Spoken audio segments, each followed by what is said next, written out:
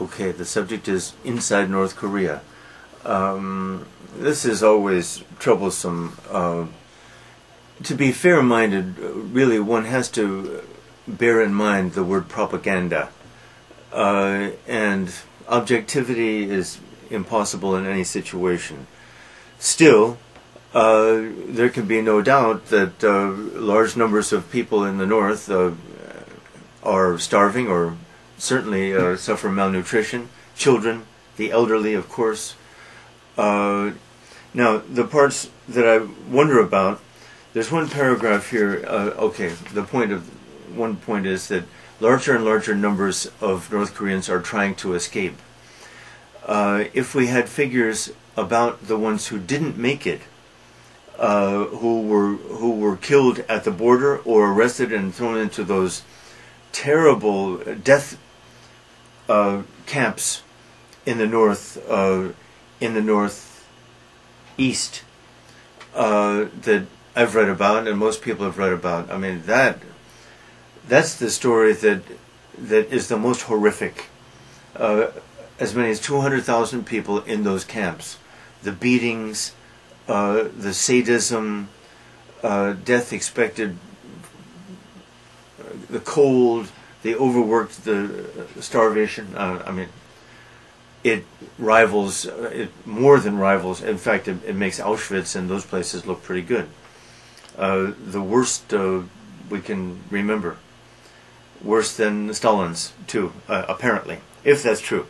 But sometimes they might carry things too far. After all, the number that have escaped have increased from 90 to about 300. 300 is an impressive number, but it's not a huge number. It is likely, and this article implies, it's likely that the only reason they succeed in escaping is that they pay off the border guards.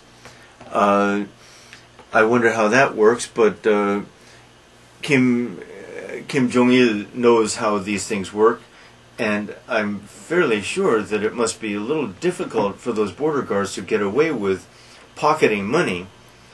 I wonder about that.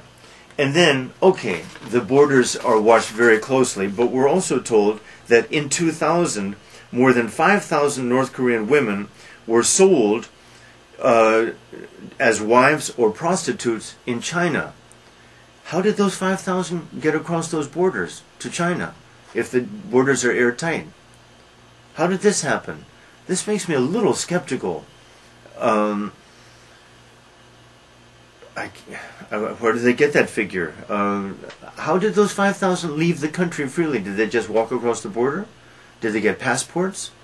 Or maybe did the government get some of the money for the payoff, for the sale of these women?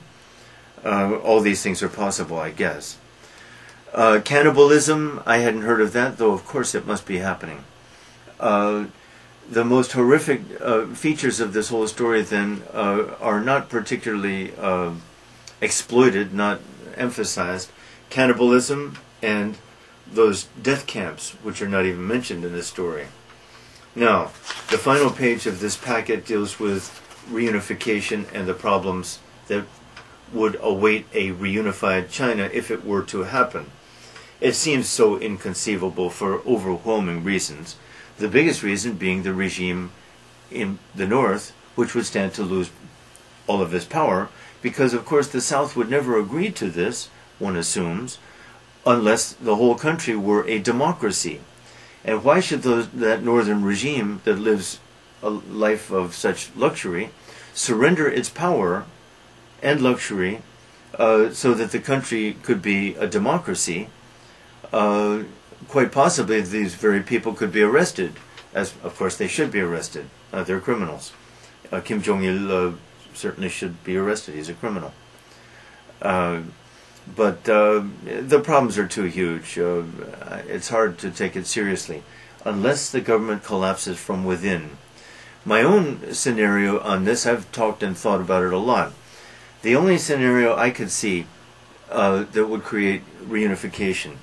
Okay, an all-out war, which the South would win because the U.S. would utterly annihilate North Korea, there would be nothing left. But there would be a lot of dead South Koreans too, and a lot of destruction. What's to be reunited? Nothing left. That's one. So forget that. And I don't think the North wants that, because the North knows what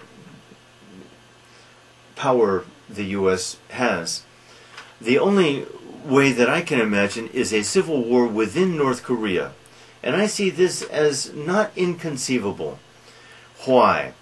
That fat little man, Kim Jong-il, has the power. There must be about 500 generals scattered around North Korea, each of whom has a lot of power, each of whom lives like a little emperor himself. 500, 200, I don't care, choose your number. These generals must hate Kim Jong-il. He must hate and fear and not trust them too. He must have spies on them all the time. There must be this constant spy network in that country, or it couldn't work. It couldn't work. Sooner or later, one or two or three of these generals unite secretly against all odds, plot against him. They would have to be guys who have the missiles, the bombs, the power. Then there's a civil war. The rest of my scenario runs like this. If the civil war were to break out in North Korea, the winner would be the side that makes contact with Seoul and really with Washington. That's the winner, because we would then say, okay, we'll help you, but at the end, maybe you can be the first president, but it's going to be a democracy under our watch, and it's going to be a reunited country democracy. The military is going to have to be subordinate to the South Korean military. That's going to have to be absolutely clear, and all this must happen. So then the U.S. gets in. Fortunately, with luck, there will be no lost South Korean lives. And the end of the story is that there are a lot of dead North Koreans, but the regime is dead, is finished, and democracy becomes reality. Reunification becomes reality. Is that a ridiculous scenario? I don't think it's ridiculous. I admit that it's unlikely, but I do think it's the only possible one. Anyway.